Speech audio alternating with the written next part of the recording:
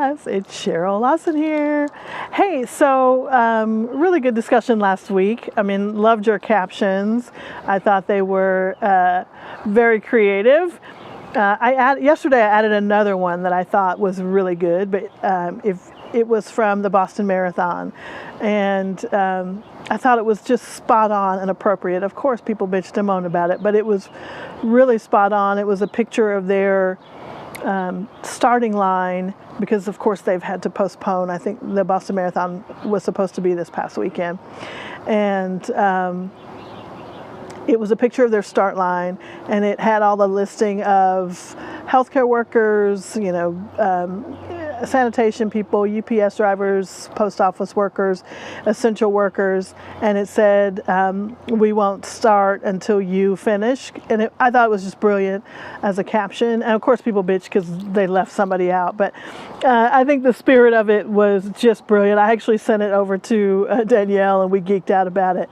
But captions can really, really set the tone for your brand, for your brand's voice and your brand's point of view. So don't take them lightly. I know I kind of was flippant about how I like to be to the point, but I get having to speak a particular voice in your captions, in all of your social interaction, and particularly your voice. And if you have a person or animal who is going to be the voice of your brand, it should stay really consistent. So I really love that thing, and I loved all of the options that you had last week. I hope you sparked some ideas for how you guys are going to approach your brand's voice as it relates to social and any online conversations. So this week I didn't want to do too much for you because I know you have your projects that are due this week. So the first thing I want you to do is turn in the written project, and then we'll do a discussion thread for you to post the presentation about your social media marketing strategy, so all the class can see it and learn from it, hopefully. So, but this week, or at least this part of the week, I wanted to show you my phone and the apps that I use.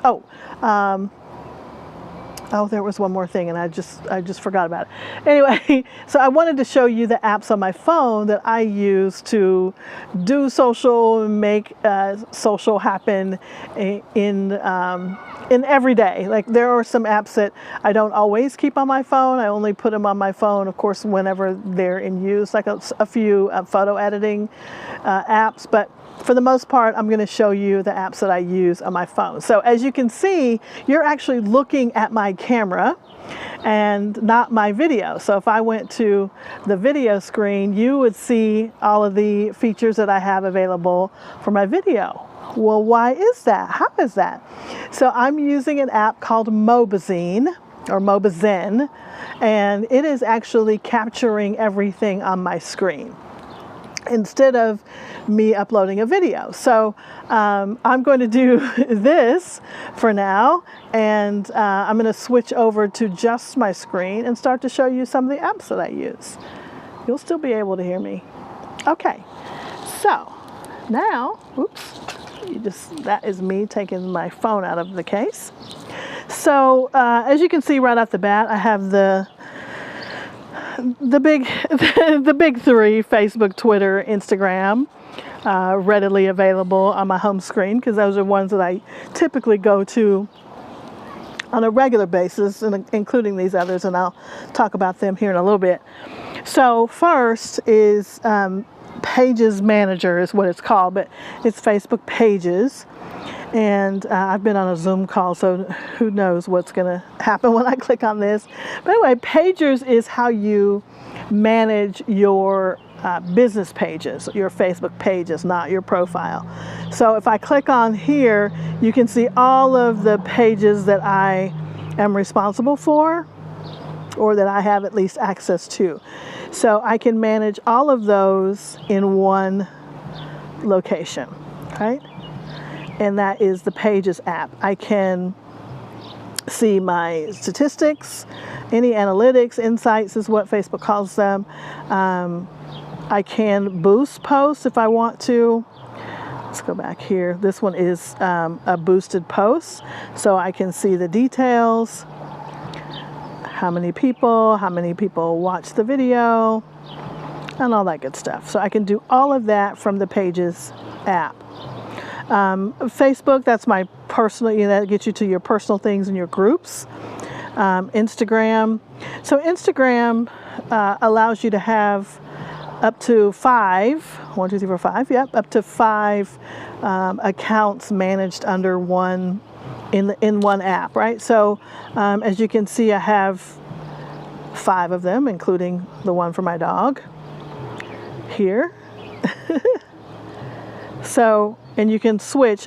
What I'm doing is holding down this, or if I go to this view, I can click up here and it'll pull up the drop down menu. So I'm clicking on the Social Media Tulsa to pull up all these other brands, right? So, okay, so that's your Instagram and how I use Instagram to either post or to view. And we'll talk about this in a few minutes when I show you my reposting app. Okay, Twitter, same thing. Twitter allows you to have multiple accounts on your phone, so you can always go here. So if I'm clicking on one account, click on the icon, and then you can add an existing account or create a new one while you're in there. And so now I can switch back and forth between Twitter accounts, right?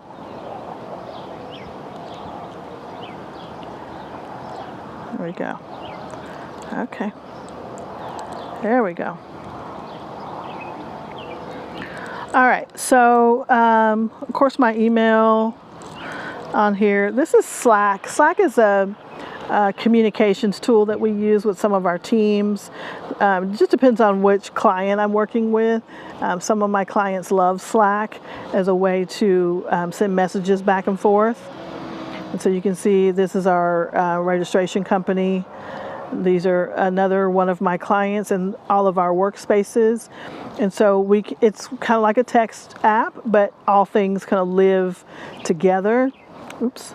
So if we're communicating in different teams, like we just worked on a logo for this particular project. And so I was able to upload all the logo files. And then that way you don't have to go to a Dropbox or any place else to find them, and then we can have conversations about them as well. So, all right. Hangouts is another way I communicate with teams, and of course you can see you can have different logins. So I can communicate that way. It's like a text base. It works better for me than some of the other text-based like WhatsApp, because I'm using an Android phone, so Android and Hangouts just work really well together because it's from Google. All right, so you're probably going to laugh at all of the apps I have on my phone, and I actually deleted a few just so I wouldn't look so crazy. So, but it's still kind of crazy. So, all right, let's look here and see if there are any. I don't think most of these are financial stuff. Oh, Boomerang is on this page. So Boomerang is an app. Most of you already know it, but just in case, let's see if I can find some activity here. Let's go here. And so because I've turned this on while I'm using mobizen, remember, you're seeing what I see. So Boomerang takes those little boomerang style shots. And so now I can add this to my story or my feed, or I can just save it to post later, right? So usually it's action or some sort of activity. And of course, there's nobody driving down the street when I'm trying to record a boomerang. But anyway, if something happens in a few minutes, I'll take you back to Boomerang. Bitmoji, again, is something I use personally, not necessarily professionally. And Messenger, of course, from a communication. So lots of different ways to communicate in this screen. Okay, so now we have on the top row, Hangouts, you see again, repost. Actually, probably will be taking this off because it hasn't been working. But this is the app that I used to use for reposting Instagram, and it has just been faulty for some time. So in fact, while I'm thinking about it, it's gone. Freelancer, I did mention Freelancer in my video 2 weeks ago on the tools. So this is where I go to find or to communicate with graphic designers, video editors, one of the places that I go. And I'm actually working on a project right now with for one of my clients who's looking for a banner, and I think I turned the notifications off on that one. So MailChimp, again, this is for email, not necessarily social, but for email. And again, I can have multiple accounts. So I have Social Media Tulsa, Route 66, Scott Fest, River Parks, and a couple other my clients on here. And so here I can create email campaigns, manage them, edit them, all the things that I might need to do with email, and I can also tie those emails to social. One thing I like about MailChimp is that once I've sent an email out, whether I've done it on my computer or my phone, which I usually do it on my computer, I'll get a notification on my app to resend it to people who didn't open it. And that's really invaluable because that's where you get a lot of people taking action on your call to action, whatever it is. So InstaTake is the app that I use now to repost from Facebook. To repost from Instagram. So I'll show you how I do that. Let's see who I'm logged into here. Okay, so let's find, somebody tagged me earlier. Let's find out who that is. So InstaTake, it will allow you to do a nice little repost. So if somebody is talking about something that you want to share with your audience, I think I've already shared that one. Farmer Relief. Who's this guy? Goodness gracious. Let's see if we can find some fun stuff to post from people that I'm following here. So we've been keeping up with that sheet for local businesses who are offering curbside. Kind of seeing, I've already shared from these folks this week, so I want to share the wealth. Pancho Año Bakery, I've shared some of their stuff. Here, let's see if there's something from Andolini's that I haven't shared in a while. Yeah, here we go. So here's a post that I love from Andolini's, and from 4 days ago. Let's see if they have anything newer that is something I can share that's not somebody else. This is a good one. It's got food. So I'll click on these three dots and then click on share to, and then that InstaTake shows up, right? I can always share it to somebody else or whoever, but then InstaTake takes it, and then I can go, hey, I want that caption that they use, and I want to repost it. So now I just click on, the picture comes normal. I could have adjusted it if I needed to, or changed the layout, just like a regular Instagram post. Now I can paste it, and see it already has the hashtag repost, so I don't have to do that now. I can add more hashtags, or I could, if it had a lot of hashtags in it already, I would have just copied over the hashtags that they use. So I'm just going to add my own here. There you go. And I want it to go to Facebook as well. I don't have this one set up on a if this then that, so I'll send it to Twitter as just a text because I have my other account connected to show native Twitter, and then hit share. And there we go. So now I have reposted Andolini's post. So I've got Andolini's pizza repost, and there it is. And if you go over to Social Media Tulsa, you'll see it on our Facebook page, just like that. So that is Instatake. Now, if you have a iPhone, you can just go in and do Instagram or repost Instagram and find an app that works for you. I have the paid version of Instatake, which was, I think, like $10, but there are tons of free ones. You just have to, you'll just have to have their branding and stuff on your pictures, and that's okay too. All right. Dropbox is file sharing that I use for big files. Like, so for photography, video, you can see I go all the way back to 2004 with some files, and even further than that with ones that I don't label. But so you can see like big files, graphics, photos can all be kept here.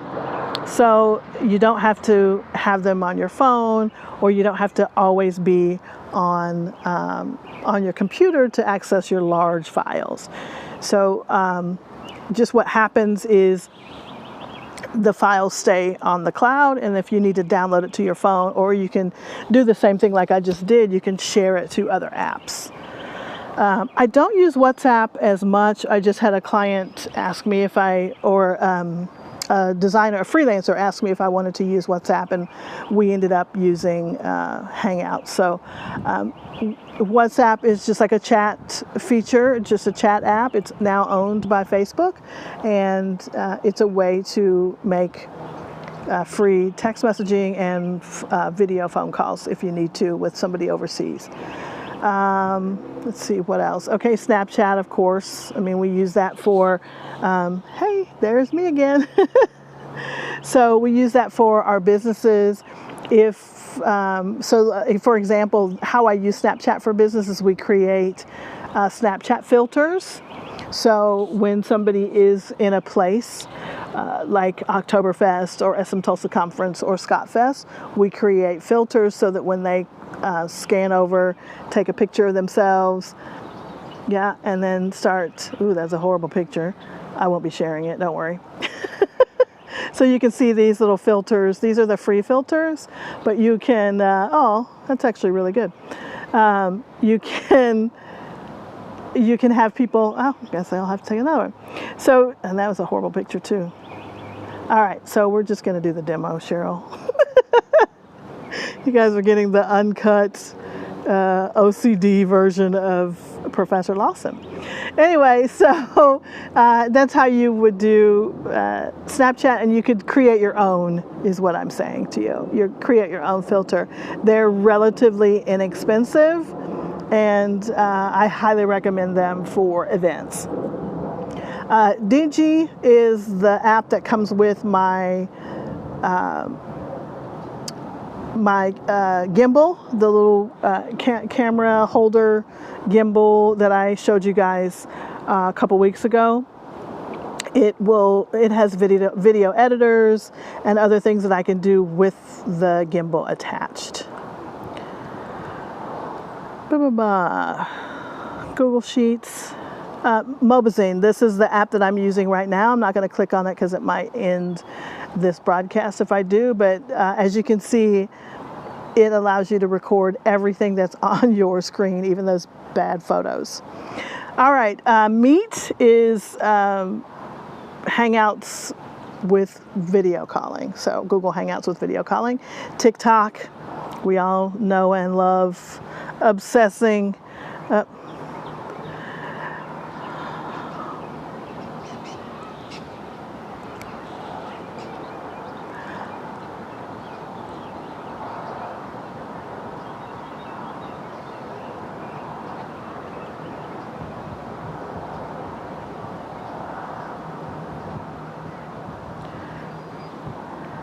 I think Wayne Brady has the most fun on TikTok. Anyway, so TikTok, I'm mostly just watching TikToks. I have created a few, but they're pretty lame, so don't go looking for them. Anyway, I have my LinkedIn app here, which I rarely take a look at. As you can see, there's 5 notifications. I don't have notifications turned on LinkedIn, mostly just because I get a lot of this. Congratulations on your work anniversary. This is people from Social Media Tulsa, and LinkedIn gives people, announcements, say congratulations, and they're fine when I go there, but I don't necessarily want to see those notifications on my phone all the time. And kids are out playing. All right, so Facebook ads. This is another app that I have on my phone to look at ads that I have going on and making sure that we're staying on our target and how they're performing and all that good stuff, right? This is our conference mobile app. We use an app called Hoova. It allows you to be really social. It's not really social media, but it's an app that we use for our conference. It costs about $700 a year to have your agenda and everything conference related. So those of you who have the app will be getting notifications through that pretty soon again. Foursquare, Facebook video download just allows you to, it's a Insta-take photo, and it just allows you to download Facebook videos or repost Facebook videos like Insta-take. Okay. I think that is it. I've been using Shipt and Instacart quite a bit here lately, but not social media related, but definitely COVID-19 related. Okay, I think that is it for what I use for social media. Of course, my camera and different camera apps are always something that I will utilize. There I am. And I hope that helped. I hope that gave you some ideas of the types of apps I have on my phone that I use for social. It's mostly my camera and different camera features. Of course, you can go live on Facebook directly from your phone. You can have Zoom and Blue Jeans or any of those Google Meets conversations. My neighbor just across the street in that house where the little brick wall is, the little brick divider, my neighbor was over visiting her mother, and she and I, of course, grew up in this neighborhood together. So, okay, I don't know what that noise is. Odd. Anyway, so we waved at each other, and then I video called her from Messenger to just say hi to her and her mom. So I thought that was really a sign of the times, for sure, for sure. All right, so don't forget your projects are due this week. If you do need me for any reason, that's what I was thinking about earlier and I couldn't remember. Email is probably the best way to message me. If you definitely want to do a video call with me, I'm all for it. What I didn't want to do with you guys was demand that you be on a live Zoom or whatever call at a certain time, just because I feel like that a lot of people are under stress and their time is being taken by all these different meetings and assignments and different things. So I wanted you guys, for at least this class, to be able to go in at your own time and take a look at things, and then whenever you were available within the week and within the amount of time to keep the stress down. So I hope that was what happened. But if you do need to Zoom call with me about your project, let me know, or email is probably best if you just have a couple questions and I can respond right away. I know a couple of you have figured out the best way to get to me is through Twitter and maybe Facebook Messenger, but either one of those works for a quick question. But if you have something really detailed, or if you want me to take a look at your project before you turn it in, that's probably the better way. But just email me or message me. Don't message me on Canvas, because I noticed that I'm not getting those alerts right now. So email Cheryl@smtulsa.com, or you can shoot me a Twitter or DM or some other way. Just email works fine. All right, guys, have a wonderful week. Again, if you have any questions, I will be here all week, and we'll get through it. I will add a discussion to put your presentation in so everybody can see it, and we'll move forward. Alrighty, thank you so much. All right, this is how you stop this.